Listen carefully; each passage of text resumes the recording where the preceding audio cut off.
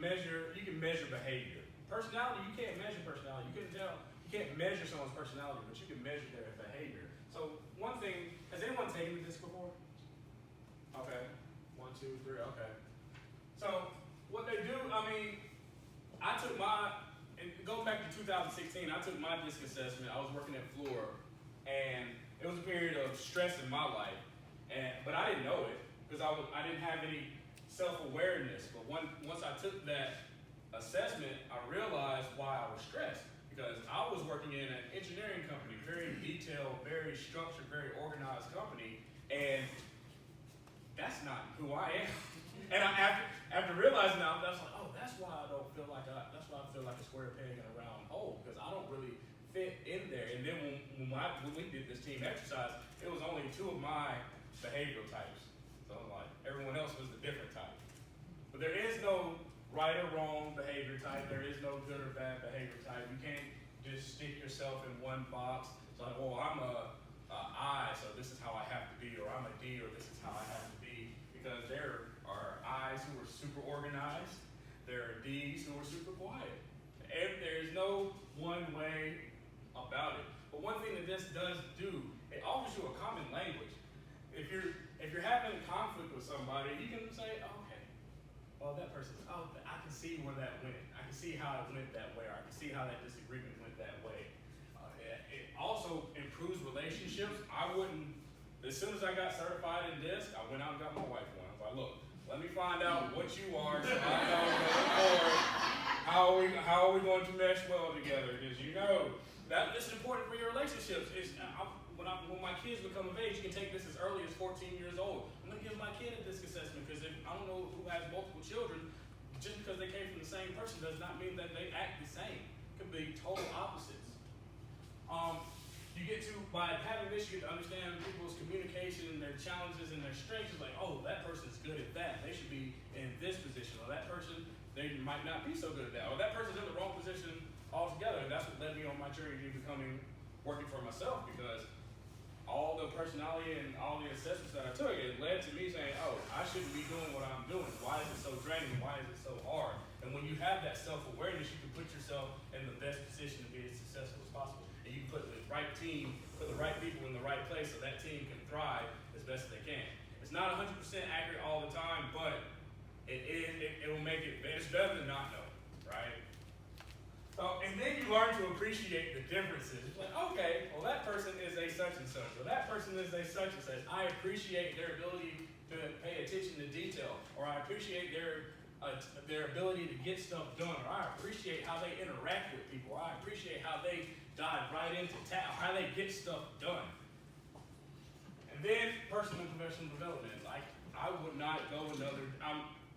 go any further in my life without understanding who I actually was, and that's what this does. It was a life change for me. So anytime I can hand something out to somebody else and be like, hey, I need to know what you are. I'm giving it to my sister-in-law, who drives me crazy all the time. But look, I need to find out what you are. Which I can pretty tell why we don't mesh, but I need to have an assessment on you, right? I need to take an assessment. So I start handing them out like hotcakes. I'm like, father-in-law, hey, let me see what you are. Why don't you say please at all? Hey, why do you say, or my mother-in-law, she's a people pleaser to the max, but I understand it. Because that behavior is observable. After you work with somebody for an amount of years, you kind of recognize the patterns that they take, right? So the DiSC overview is who cares about Dr. Marston? He made it up. It's observable behavior. There are 19,000 different behavior styles. So when you get your report and it has these profiles on you, or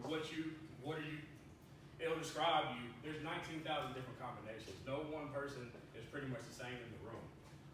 It's a neutral language. There's no right or wrong, good or bad. And each style, they have their strengths, and each style, they have their challenges. So it'll help identify your preferred communication style. Like, how do you prefer to get communicated? If you're an extrovert, don't go up to the introvert's on desk and just blast off what you did on the weekend. It's going to drive them absolutely crazy. If they like people, you want to be more personable in your communication with them. It's a huge decrease on the tension and stress, and I'll share a story about that I had when I was working at Floor, and improved relationships, and yeah. So, who's ready for their assessments? All right, let me pass these out. All right, Heather, raise your hand. Heather, Carol, Blake, Bridget, Joe, Diane, Sarah, Terry, Tamiko, did I say that right? Yeah. All right, Carrie, JR, Tracy, and Lyle. So what the DiSC does and doesn't measure, it doesn't measure your education level. It does not measure your skills and experience. It doesn't measure your values and beliefs. It doesn't measure your intelligence. And it is not a personality test. You cannot measure someone's personality, but you can measure your observable behaviors and your emotions. You cannot measure someone's personality, okay? So it's not a personality test. It's not a psychological test. So if you go to therapy, don't say, well, I'm an I, and this is why such and such is happening. No, it's not a psychological label on you whatsoever. So, one rule that I have in here is hard to avoid sometimes, but when mastering the art of people reading, your ultimate goal is optimizing outcomes, not judging others. So my one rule in here, please, try to avoid judging language. It's okay to joke a little bit, but we want to avoid that joke. We want to avoid like the judgment. So when we're talking about someone's DiSC profile, you don't want to say, well, that person's blah, blah, blah. We want to just have a nice, safe environment. You can joke though. It's okay with jokes. I'm all good with the jokes. So, have you ever been in a situation where you've had conflict, but looking back, you said, oh, I could have seen that coming. Anybody? Show of hands. I could have seen that coming. Or you have to deliver some news to somebody like you already know this is not going to go well, right? So, conflict is predictable. So there's 4 areas of predictable conflict. And it's how people like to solve problems and challenges. It's how people interact with each other, with the people in context. How they like their pace and consistency. How fast they want to go, how slow they want to go. And how they like their procedures and constraints. Or like how they get rules and what's the word I'm trying to look for? It starts with S. Systems, yeah. How they like their systems, right? So all that's predictable, and if you understand how they like all these things, you can adjust to their style, or they can adjust to your style, but you have to know. Without taking the DiSC or anything, you can't really know without guessing. So, the DiSC style, so let's get into it. So, the D's, the decisive. I'll edit that out on the camera, okay? So D's. Decisiveness, your problems, how you tend to approach problems and make decisions. Interactive, it's how you tend to interact with others and share opinions. Stabilizing, the S, how you tend to pace things in your environment. And C, cautious, your preference for established protocol and standards. Carol, it was standards. I was looking for the word standards. Standards. Turn to your page. Let's see what page is that on. So we're on page 2. So everyone has a blend of the first 4 styles. There's no one's going to score a 0. At the worst, you might score a 1. And everyone has a blend of the 4 styles, so it's either up or down. There are no zeros. On the DiSC graph, the background, 50% at the 50, that's where the energy line is. So anything above 50, you can start to recognize that core behavioral style. Anything below 50, that's considered like a low core behavioral style. But just because you score low in an area does not mean that you should ignore it. The low score is a behavior style. It is absolutely a behavior style. So pay attention just as much to that low score, because we'll go over it. There's a behavior to the low scores. Don't ignore that low score. So the highest score, the one that you score highest in, that's probably the easiest one to observe and behave. That's probably the one that you're showing the most. And most people, they're a blend of 2 or 3 core behavior styles. It's very rare that you'll have just one person like boom and everything's zero. It does happen though. Not zero, but very low. It's like that person is that all the way. No ifs, ands, buts about it. It just means that they probably aren't able to adapt as well. So everyone in here, they had good levels of, you guys pretty much adapt something. Some people I couldn't read whatsoever because they're just so right there. So it has some interesting profiles in this group. So the natural, the color style. The line, the graph that's colored, that's your natural behavior style. That's how you are when you're not even thinking about it. Your unconscious behavior.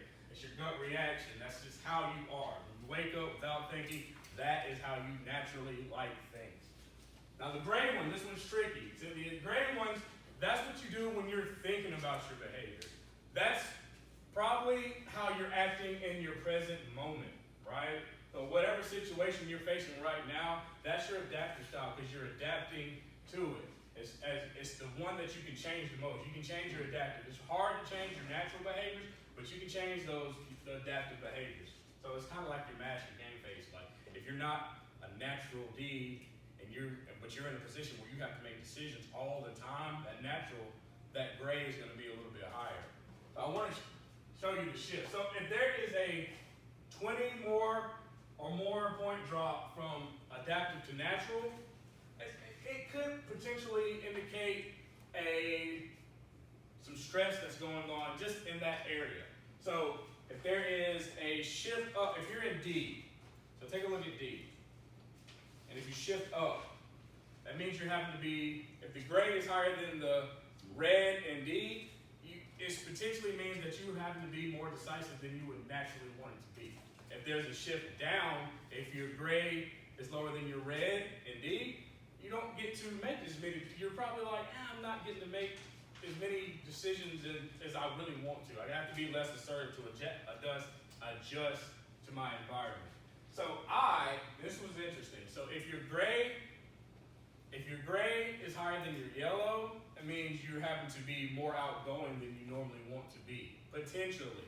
Now, if there's a shift, if you're natural and there's significantly lower in the gray on yellow, you might be holding back a little bit. You're not as outgoing as you want to be. It's a potential sign that you've been burned before and you just don't want to kind of deal with people as much as you want to be currently in your present situation. Now, if there's a shift up in the green, your S, if the green is high, that means your pace is going a little bit faster than you prefer it to be currently or in your present moment. If there's a shift down significantly, like you like things nice and slow, but you're going a lot faster than you really prefer to be. Like your pace, or things aren't as predictable as you like them to be, or something. You have a big downshift. What about you, Heather? Sorry. So things are. You like things slow. Yeah. And steady and predictable, but right now potentially like, maybe some things aren't as predictable. So for example, my S is really high naturally, and that's because I like having a job and a steady paycheck. But as becoming an entrepreneur, things aren't as predictable as I like them to be. So my shift is really low.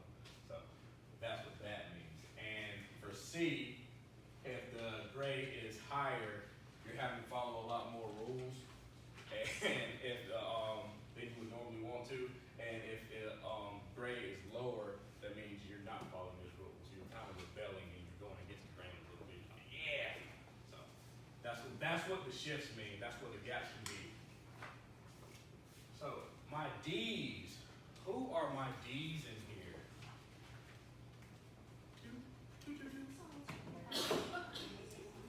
D. What's your number?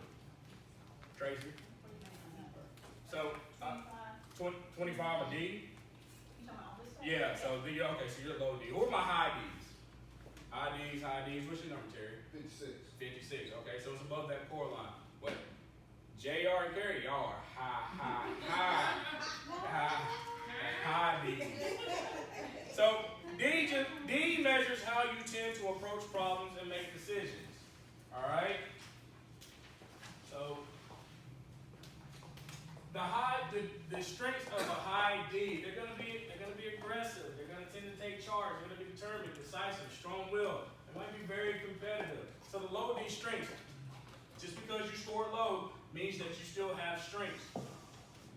People with low D, they're more reflective, they're more conservative, they're careful, they're calculated, they're more easygoing, they're diligent. Those are strengths. Just because you score low does not mean that it's bad. A low score does not mean bad whatsoever. Those are your strengths. So the primary need for a D, they need to direct and control. Their goal, and when I'm describing these, it is as if you scored, it's a hypothetical situation where you scored 100% in the D and 0 in everything else, okay? It's not one size fits all. It's hypothetical. If you scored 100% in the D and 0 in everything else, this is what your profile would be, okay? So their goal is dominance and independence, okay? They want to be the leader, they want to be in charge. They fear losing control. I don't think they like not being in control. Well, you know, their fear is like, oh, I'm losing control of the situation. And if they overextend that D, what it can look like is impatience and egotistical, okay? If you overextend it, if you're cool. But if you're overextended, you're impatient. Well, I need those results now. I need something now. Or it looks like you may have a big ego. If you overextend, there's only they only make up 17% of the population. As you can see, we only have 2 high D's in this big group. So there's not many of them. But when they submitted theirs a little bit later. And so I was looking at the team graph. I was like, oh, thank God we got a D. Like, who's gonna go out there and charge and stuff like that? We're so glad we come through. My graph is like just in one corner right here. I'm like, I need someone out here. So I was like, oh, thank God. I think I told Allison, I was like, thank God for JR sending that thing. So yeah. So, do you know any of these? High D's. Who? Who you know, boy? Mother who? My mom's high D. What about you, boy? I used to work for a boss that was a very high D. And how was that?